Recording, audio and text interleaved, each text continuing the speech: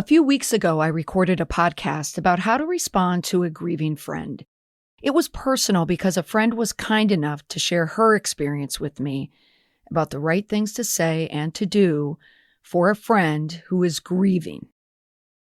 This episode is no different. The topic is now how to respond to a friend whose life is suddenly upended by a serious diagnosis for themselves or for someone in their family. And the idea, the inspiration for this episode comes from the host of the podcast, me. My week, my experience, my advice. Welcome to the Confident Communications Podcast, where I help you find the right response at the right time and deliver it in the right place. In this episode, I'll share with you 3 takeaways for finding the right response at the right time as it relates to illness, to help a friend or someone you know, someone close to you, dealing with an illness. This is a personal episode. You're going to get a deeper look into my life this week, the messy parts. The reason why, well, 3 reasons. Let me inject here. I did not get a death sentence. I'm fine. But my life was absolutely rocked this week. And let me tell you, I had a terrible week. I learned of this diagnosis almost a week ago, Friday. And that was just a bookend to last Thursday, just a few days ago, when I was pummeled again by a whole different type of situation. And that's for a podcast to be named later. But as far as weeks go, this one was a doozy. 2020 for me was bad, like for many of you. But it was really bad for me, like soul-sucking bad. And also 2021, somehow we're only into February. It's even worse. My friend Erin texted me at the hospital last weekend, more on this in a bit, and wrote, "Molly, I can't imagine when you're already doing so much and throw in sickness, you get to primal scream territory pretty quickly." That made me laugh because it was so true. Now, this episode is personal, but the reason why I'm recording it is because, one, I'm always looking for subject matters and topics that the listener might not typically come across unless you Google it only when you need it. And 2, many of you know that I like to riff on ripped from the news headlines, either in the news, publications and broadcasts, or timely information like my personal news that I think might be beneficial to listeners. And lastly, it's just the timeliness. I'm recounting a glimpse into a week of my life, the most by far challenging week of my entire life. And I've lived here for a while. And for perspective, anyone who knows me knows that I don't particularly have an easy life. I have a lot on my plate. I don't struggle. A lot of people struggle with life. I'm not going to say I'm struggling with life. I have a great life, but I just have a plate that's always filled. And there's not a lot of room on my plate for things to happen or for the plate to completely fall and shatter. And people who know me, well, they tend to laugh about the insanity of my life. I do too, and how crazy it is. But this week was a challenge for me. So out of life's school of war, what doesn't kill me makes me stronger. That's at least the way I look at it. And so that's why I don't say last week was the worst week of my life. The worst is like a tragedy. If something happened to my kids, that would be the worst week, and I wouldn't learn anything from it. But a challenging week, that's just that. It's a challenge to be conquered and to learn from. I'm always looking for learning, and I always like to share learning as much as I can to help other people. And anyone who has received a shocking diagnosis knows that feeling. When you hear it, your body goes numb. The time between the words coming out of a doctor's mouth and it's settling in your brain is like watching a tsunami cresting over you while you're standing on the shore. You know you're going to get hit. You know it will hurt. You know it will cause a lot of damage. And the only question you're asking yourself is, will I drown? The tsunami that I came across happened in the emergency room at 3:45 in the morning Eastern time last Friday, but it wasn't directed to me. It was directed to my son. And like I said, it's not a death sentence. He's going to be fine. But you can tell from my voice, it was a challenging week. So the backstory. My 16-year-old son, Connor, is just the best. And he allowed me to share this on the podcast because he knew exactly what this episode was going to be about, that he knew it was going to help someone else. And he's just a great kid. And anyone who knows him, says the same, and all kids are awesome, right? All my kids are awesome. They're all great. All of our kids are awesome. Ask any parent. They're all great. But as far as Connor goes, he's my only son. And I was just blessed with him because he's smart, and he just puts in effort into everything he does. He tests well. He's kind. He has great friends. He's just so well adjusted. He's absolutely obsessed with sports, which I love because he's my companion to Red Sox games and any type of game that we can go to. He's also very kind to his sisters, and I remind him that Tom Brady was raised with all sisters. And even when they're not so kind to him, he's a phenomenal athlete. He's almost an Eagle Scout, which we laugh about a lot, but he's an Eagle Scout. He also has a sports trading card business. He's obsessed with sports.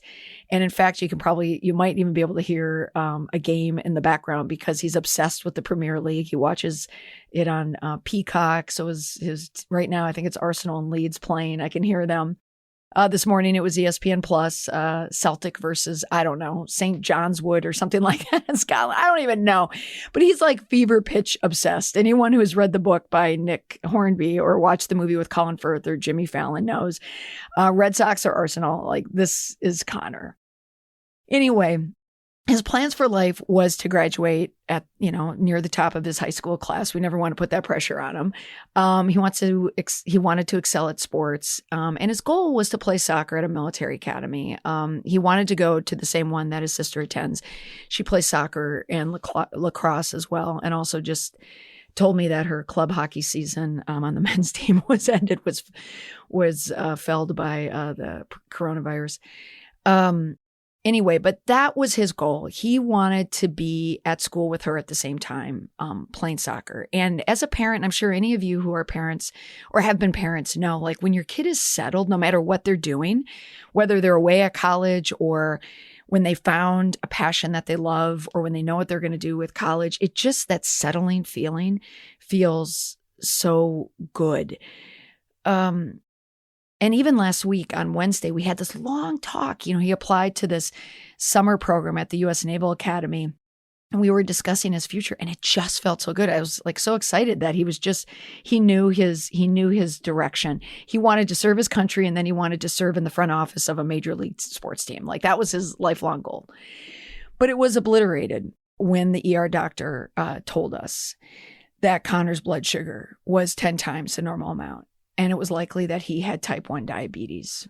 Actually, the doctor didn't say likely. Come to think of it, he said, I don't have, absolute proof. But looking at his body type and knowing, his habits, it is type 1 diabetes. So my time as a parent, I can say without a doubt, this was the most heartbreaking moment of my entire life. And I also know that I'm lucky because other parents have experienced far more heartbreak. But for me, watching the recognition come across Connor's face,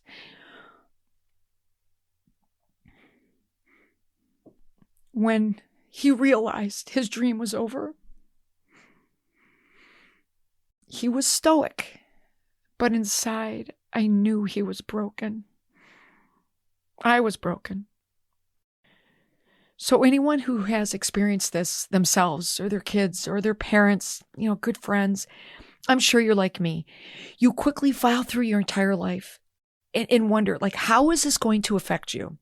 How is it going to affect this person? What is going to happen now? What is our new now? For me, at that point, I had been up 22 hours when I got the diagnosis. I had given a training that morning, so I was up very early. And now I had to follow Connor in an ambulance on the drive down to Boston Children's. And I had kids, I had a dog at home, and I knew my energy and emotional fortitude was going to be tested strongly this week. And that's why I'm recording this episode right now. And I know I often talk about, response, public relations response, but I tell this to my kids often. And I said it to Connor in the ER room too. I said, you are your own PR response. PR response isn't just for the professionals. It's for yourself. It's for your brand. Everyone has their own brand, whether they own a business or they walk around on this planet, they have a brand. And your character is your PR response. How you manage things, how you manage stress, how you manage the good and the bad. It's all about how you deliver it, right? Like, how do you respond and create that right response at the right time, and how you deliver it in the right way. And so I'm providing this episode now for anyone who's going through this or who will go through this, and hopefully it will stick with you. It is sticky material. And I'm doing it, as you can tell, it's still very raw, but that's the reason why I wanted to record this podcast, because it's still in my brain and I'm likely going to forget most of it. And that will be just a defense mechanism. I think my emotion, my brain is going to willfully forget a lot of this just to protect me. So I wanted to record it so I could share it, because my goal is to help someone else. Because I know someone hearing my voice right now is going to go through a similar experience where they're going to hear news, either for themselves or through a good friend or parent or something, and they're going to need to know how to respond. And so I want to help you. And what the illness or the chronic illness or the disease is, it really doesn't matter. It's when a person has to exist, to think, process, execute, plan, support, survive. When resources are limited, like sleep and food and support, people need tips for how to respond. So if you have a friend or anyone you know, a colleague, someone going through it, I want to give you 3 things to say. The absolute best response for a friend or a loved one diagnosed with a serious illness. This applies to the diagnosis that rattles a person. It changes their life. And my lens, of course, is type 1 diabetes for a teenage boy. But the advice, I think, applies to all. I really do. And again, the caveat, this is just my experience. I could be way off right now. And also, I'm so tired. I'm still exhausted. I haven't eaten. I mean, I guess the good news is I'm at my lowest weight since I was like 23 years old. So there is that. I'm just still reeling from the news. So this is just my point of view, but I just feel like other people going through it would share it with me. So certainly when I post this, let me know. Am I right? Am I crazy? Did it resonate? Let me know. Okay.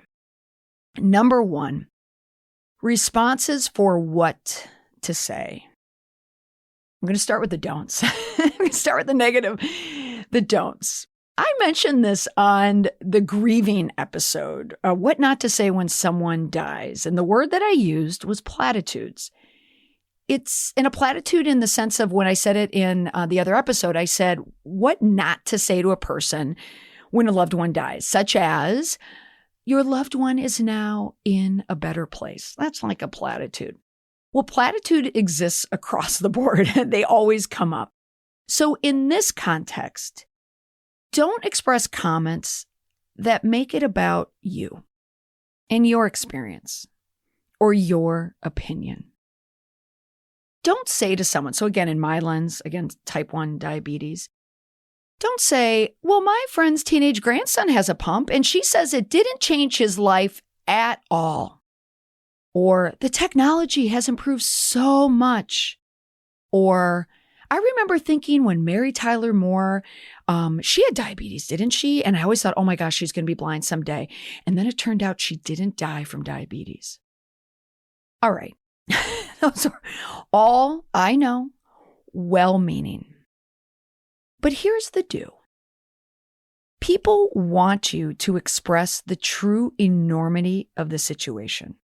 Don't feel like you need to soften the edges for the person. They know how bad the news is. They want to hear that you recognize that it's bad as well.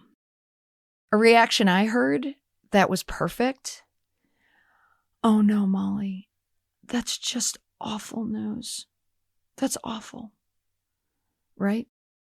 Or when someone said, oh my gosh, poor Connor. Oh my gosh, I can't believe that happened to him. He's such a great kid. Oh my gosh, Connor. Because a response like that, the person is touching me where my heart hurts most, for my son.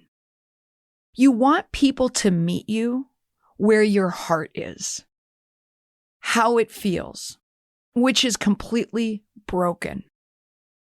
I want people to know that. And the people who speak to me knowing that are the ones who are speaking to me when it means the most. I'm taking it all in. So the bottom line is, people will reflexively want to quickly bypass the bad parts, and they only want to focus on the good. But remember, meet the people where they are, not where you want them to be. 2. Here's a response message for offering support. Here's the don't first. Don't, when someone shares the news about a newly diagnosed disease or illness, don't let your first response or a primary response be offering the name of a person who is dealing with the same disease. Or tell them you're going to put them in touch with a person dealing the same disease. I know. It comes from the heart. It never comes from a bad place. It comes from a good place. Again, it's reflexive. I know this. When a person hears of a dreadful ailment, I'm no different. I am no different. They immediately scan their brain for the person they know who went through the same disease or the same ailment. They want to help. But think about it. Every single person knows someone with a disease. Every one of us knows someone with cancer. Every one of us knows someone who's died of cancer, knows someone who has COVID. And it turns out almost everyone I know knows someone with type 1 diabetes. And your thought is you feel like an ungrateful jerk when you don't want to hear about someone else's friend. But people who are dealing with a new diagnosis, either themselves or someone in the family, like me, like a parent, I am in a barely survival mode. I am truly just getting by day to day. I am drowning. The last thing that I want to do is to call a person who I don't even know, to ask them questions about someone in their life who I don't even know. Honestly, even on my best day, when I have all the energy in the world, I know I'm likely never going to want to do it. And honestly, in my case, I think this week, 99% of the people who I've mentioned it to, no, I'm going to ratchet that down because not everyone. Maybe 95% of the people has mentioned someone that they know that has type 1 diabetes. And many of them offered to help them or to help me get in touch with them. And so again, I know it comes from a place of care, but I know that people, I appreciate that people are telling me this. Okay, that's my first thought is, wow, I appreciate that someone wants to help. I see the help. So how you can respond when someone does this is by seeing the help.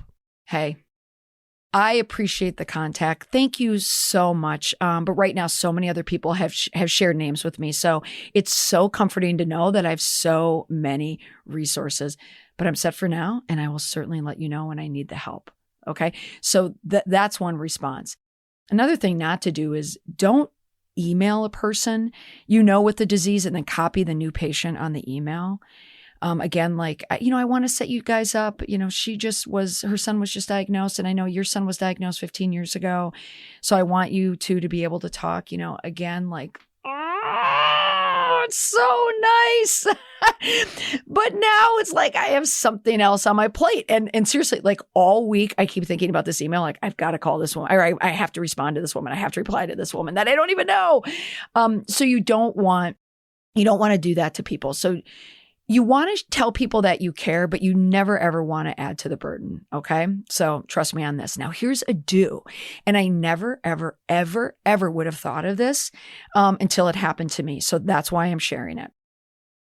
If you want to offer your contact, as soon as someone tells you, so let's say you're telling someone you have this diagnosis or someone close to you has this diagnosis, I guarantee you, the person you're telling will tell you, hey, I know someone who had this diagnosis. What you can say is this. This is what I would like you to do. Would you please contact that person and ask them if there's anything that they wish they would have known in the first week, in the first days of diagnosis, that would have helped them tremendously? Are there any pro tips that they can share? And then you can pass them along to me by email or text. That is a way where your friend can be helpful and still help you, but the burden is no longer on you. All right, next. Number 3, this is just a response for how to help, okay? And here's a big don't. Just don't make the person's life any worse than it already is, okay? Give the person who's just been diagnosed with something or their parent or, their child, whatever it is, just give them clearance. This is not the time to discuss stressful matters, stressful family matters, no negativity, no big projects. If someone dropped a ball on something, I'm not saying this is me, but if someone was dropping the ball on something, don't remind them of it. Don't add to the overwhelm to this person, because this person, trust me, is completely overwhelmed. They are raw. Anywhere that you can step in and help them and give them a pass will go a long way. This is not the time to criticize that person. This is not the time to gaslight that person. This is not the time to throw out passive-aggressive statements about this person. This is not the time, trust me on this one, to go through a major negotiation in your life. It's just not the time. So here's the do. Find a way to make the person's life better. Simple as that. Just make it better. Because their life already, pardon the language, their life already sucks, okay? It's bad. What can you do to make it better? The first day that I came back from the hospital, I was in the hospital all weekend. So all told, I was up 40 hours straight. And for anyone familiar with type 1 diabetes, in the initial diagnosis, you have to do like math. You have to do these ratios, these carb ratios, and you have to make up food. Like you have to look at the serving size and the carbs, and you have to do the math. And so this is math that you don't even want to do on your best day. This is not math that you want to do even if Khan Academy was constantly playing in your head. And when you're exhausted, this is like the worst kind of math. Like when someone's life depends on it, it's like the most stressful math that you can do. But the whole weekend, it was all about education, making sure that I was up and running to be able to take care of my son. And it ended with me driving home through a blizzard. And I'm sure many of you were dealing with this weather, but Boston was hit with a blizzard during the Super Bowl when we were watching Tom Brady. And Connor just wanted to get home and watch the Super Bowl. He wanted to see Tom Brady in the Super Bowl. And moms, no, you will do anything that you can do to get home. And as a complete aside, I had to pull over his favorite restaurant, Sonic, to get his favorite mozzarella sticks. And so the very first time I had to do insulin was in a Sonic drive-thru. So that's the kind of mom I am. But anyway, I had mentioned in the grieving episode about food trains. And hey, I'm just going to let my dog keep barking in the background. This is just a raw, real day in the life of Molly. But in the grieving episode, I had mentioned a food train. And I was right. People need food trains. They just do. And I was also right. It's not for the person probably who's dealing with the stress themselves, because their appetite is gone. For dinner this week, I ate, for the most part, my dinner every night was gluten-free Oreos. Oreo just came out with gluten-free Oreos. And I think I had that for dinner 2 nights in a row. But people who dropped off food. So my friend Kathy was the very first person to drop off Italian food for the family. And oh my gosh, it was a lifesaver. Okay, because I'm still exhausted. Like I said, it was a week ago, but I'm still exhausted. And I've been in a fog all week. So the biggest challenge for me was dinner. It was making food, not only now, for my son where it's low carb and then I have celiacs, but I needed my daughters who are healthy and have all their activities. They had hockey all week. They needed food as well. So when the food started coming in, I was so pleased. So that is something that you can definitely do for people, is just drop something super easy off for them.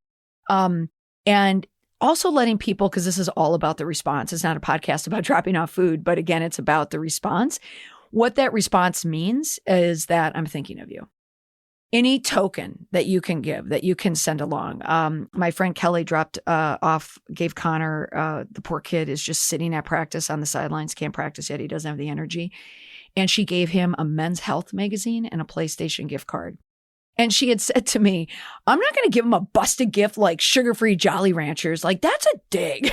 But she was concerned she knew that Connor was concerned about getting, his muscle mass back because he lost so much weight. And that magazine absolutely made his day. And it is a cliche. It's the thought that counts, but it's not a cliche when it really, really does. People do need you, and they're often just too exhausted to ask. So the last tip, the same for this one as it was for the grieving episode, just anticipate needs. That's always the best response, is anticipating needs. So the bottom line, much of the time when people are looking for when they have to share news about an illness, they have to deliver some type of response. People don't know what to do and what to say. I know this. But all the person is looking for, and I can say this firsthand experience, we're just looking for compassion. That's it. No pity, no solutions, no unsolicited advice. Only when asked, and especially no judgment, okay? Just a listening ear, maybe a hug in a post-pandemic world, but just, I'm here for you. Not call me if you need anything, but I'm here for you. And make sure that you are. If they want your opinion, if they want your suggestions, they will ask for it. My friend Karen's daughter is a type 1 diabetic. She's friends with my daughter, Quinn. I knew in the hospital, I need to call Karen. Karen wrote to me before I even wrote to her on text and said, I'm here for you. That's really all you need to know half the time, that people understand, they recognize the enormity of the situation and that they will always take it into consideration. Whether it's a scary cancer diagnosis or even just a chronic illness, people want a listening ear. My perspective, I have celiac disease. I've had it for, 10 years, 11 years. I was old enough where I knew it really stunk. I don't like hearing people tell me, oh, but you have so many foods available at grocery stores. Yeah, if I want to eat gluten-free brownies and cakes, sure. But really, for the most part, like when I travel, it's a nightmare trying to eat on the road. But the person who invites me to their house and they have gluten-free food there, trust me when I tell you, people never, ever, ever forget it. When Kathy put in gluten-free ravioli for me and my gift for my son and my daughters, I will never forget that she did that. So remember that, people, it's not just now that they need you. It's the person through the weeks and the months and the years following this diagnosis, the highs and the lows. It's as crucial to be there then as it is in the beginning. Any disease is like a marathon, true, but it's like a sprinting marathon. It's like running a 7-minute mile from minute 1 to minute 26. It's hard every mile. There are no water stops, and it's every day and it's constant. So people are always looking for people who can help, people who are accommodating. So this obviously was a very personal episode, but there's always a thread to finding the right response at the right time and delivering it on the right channel. Last week provided me with a lot of insight. My eyes are still very blurry. Like I still can't see straight. That's how tired I am. I can't focus. But boy, I have a better vision and insight than I have ever had before this week. Because if last week, last 2 months, last year has taught me anything, it's about people. It's about judging a person by their character, about how they treat you in times of stress and heartbreak compared to how they treat you in the good times. You can see love and support very clearly with people. And in the hard times is you see it so clearly. But also, you see the selfish. You see the people who really only think of themselves. So character, that can always bleed into the public space. Am I right? So I'm working on an episode right now about character, about blame. And last night I was watching the Framing Britney Spears documentary. Oh my goodness. This is a must watch. I'm going to be doing a future podcast on it. But I was only a few minutes in and I could tell right away in my fog, who were the helpers and who are the people that harm. I'm sure many of you have seen recently Mr. Rogers, Fred Rogers' advice. Whenever something tragic happens, you'll see this meme. Look for the helpers. Mr. Rogers said in Mr. Rogers' Neighborhood, when I was a boy and I would see scary things in the news, my mother would say to me, look for the helpers. You'll always find people who are helping. So before it was an appropriated meme, that pops up whenever there's a tragedy like a shooting, it was really meant at the time just for preschoolers in its most basic form. It was a message for when you're dealing with stress and breaking it down to a simple, almost childlike moment. When in stress, look for safety. Look for the helpers. The same applies when you are in stress. Look for your helpers. People who are in need will always remember the people who helped. They will always know they can go to you for comfort. The people this week who helped me in a lot of different matters. Let me go back to my week. I've had a week. They know that they've helped me. They know. And to the people who add to the stress, these people will know that too. They will never forget. They will likely be phased out. They might come back in when there's a time that they can deal, when the person can deal with them at full strength, or they might just be phased out altogether. And here's another insight. For the people who don't reach out, and I know a lot of people are out there like, ooh, I don't even know what to say. I don't want to say anything. I'm going to remain neutral. You know what? It's okay. Not everyone needs to know. Because even at this perspective, I'm only a weekend and I haven't told anyone. Like, it's funny. I'm telling you, the listener, more than I've told like some of my best friends what I've been dealing with this week. And it's not because I don't want to share it with them. I mean, I'm telling you, like, I have really, really good friends that deserve to hear this news from me, but it's only because I just don't have the energy. And I was sharing it as only as an on needed basis and as to know basis. It's people who I was already talking to that week, or people who I already happen to be in it like a weekly text stream with. So when it does happen and you always wonder like, why didn't they tell me? It's usually not you at all. It just means that they didn't have the energy to get to you, because when you have to share news with a person, it means that you have to relive that experience just to tell the person the news, and people have to they have to gird themselves for it. And sometimes you just don't have the energy. So never ever take offense to someone who shares news with one person and not with you. Sometimes it's only in the timing. And another thought, a last thought. I'm not saying this from personal experience, but if someone is going through something and they know a person knows that they're going through it, yet they never hear from that person, I think it's fairly accurate to say that they'll never forget that. You've heard me say it often on this podcast. I say it in tweets as well. This is just a PR response. That silence oftentimes is the loudest response. But the absolute best response for a friend diagnosed with an illness, or for a friend whose loved one has been diagnosed with an illness, is just compassion and letting them know that they're there, that you're there, and just anticipating needs. It's just showing compassion. So thank you for letting me share a personal story from my week. It's a good release for me. I really wanted to do it because I know that this episode is going to help someone, because you're going to hear it and you are going to know precisely the absolute best response to deliver to a friend diagnosed with an illness in their life. Thanks so much for listening. Bye for now.